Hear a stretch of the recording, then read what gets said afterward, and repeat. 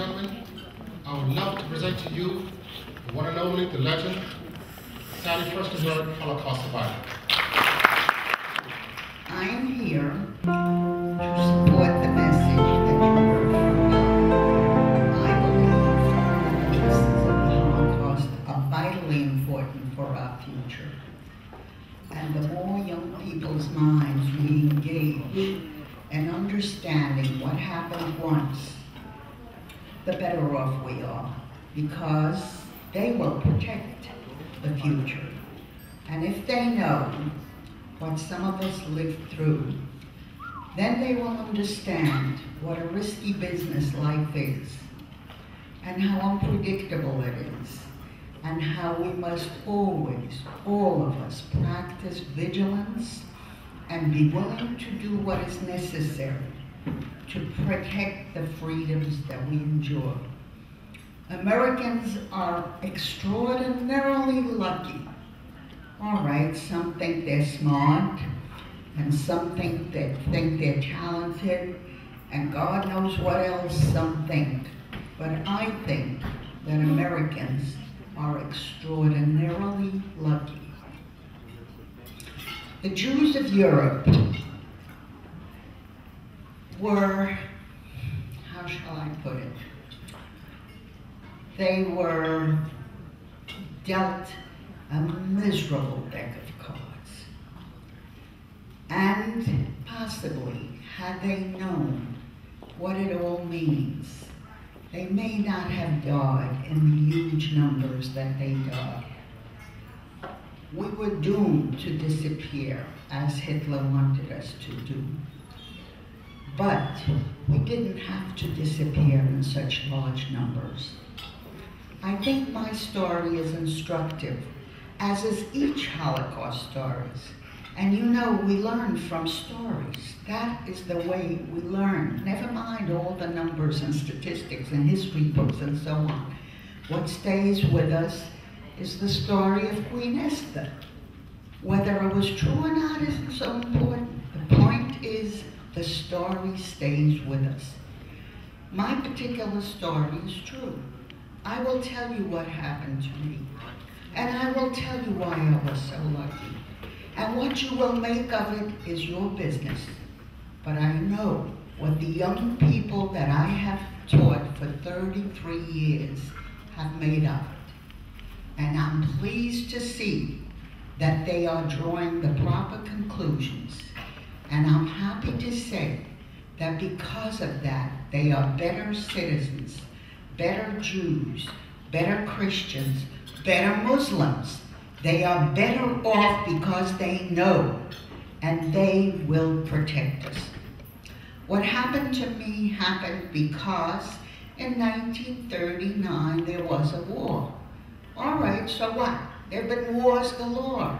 Europe is a bloody mess. So is the rest of the world. Wars come and go all the time. But this war gave a tyrant the opportunity to do whatever the hell he wanted to a scapegoat. He scapegoated the Jews because he was clever. He knew that this would work because the Jews had been demonized.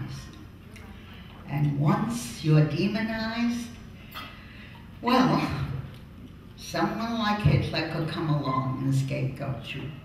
In 1939, when the war started, I was a 5-year-old child living in a little tiny town in Poland, happy as could be in my ignorance because I had a nice, happy home. And so I was very happy. True, all my friends were Catholic children. Why? There were other Jewish children, but none my age.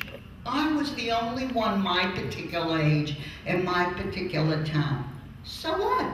I played with the Catholic children. We were very happy. We played with dirt. We had no toys. I have to tell you, the quantity of toys my American children, grandchildren now have embarrasses me. I don't know why children need so many toys.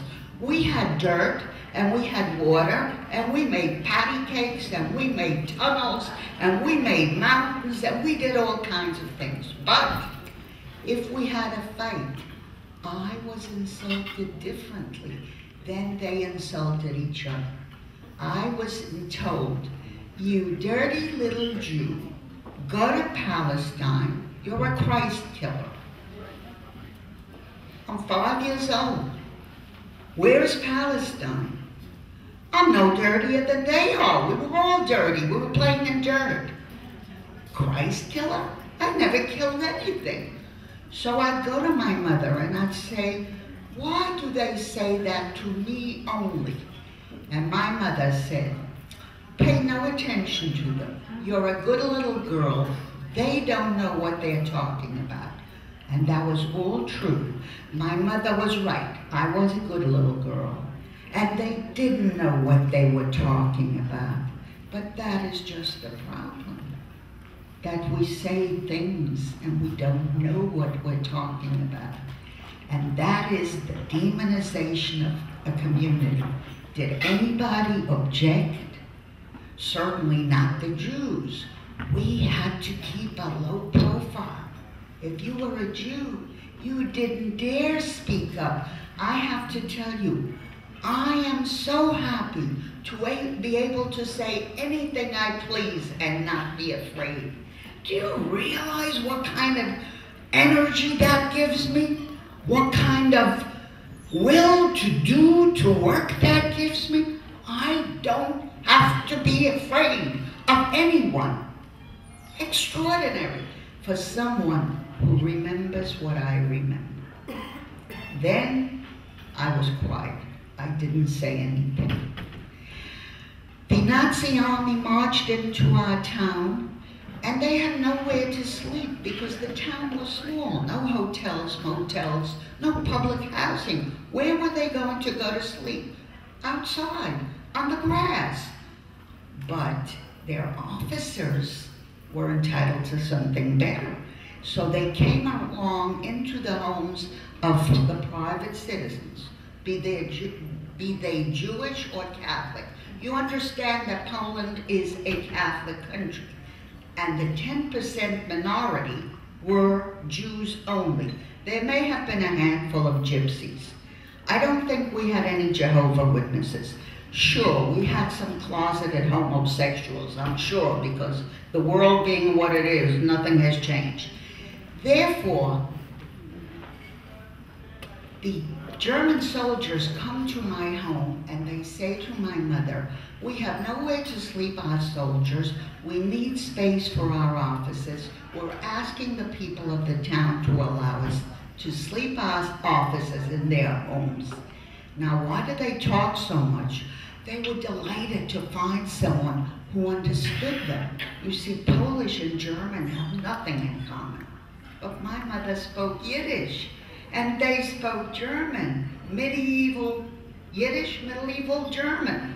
Modern German, medieval German works like a dream. No problem understanding each other. So they were very nice and polite, and my mother was as gracious as she possibly could, and 3 officers arrived and slept in our home.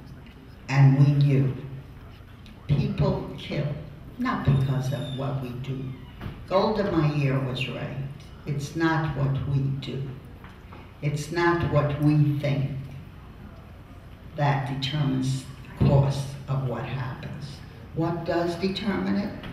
It's what we do by way of making our lives. And I think that goes for every community. If you work towards meaningful lives, if you ally yourself with friends as opposed to enemies, you make it.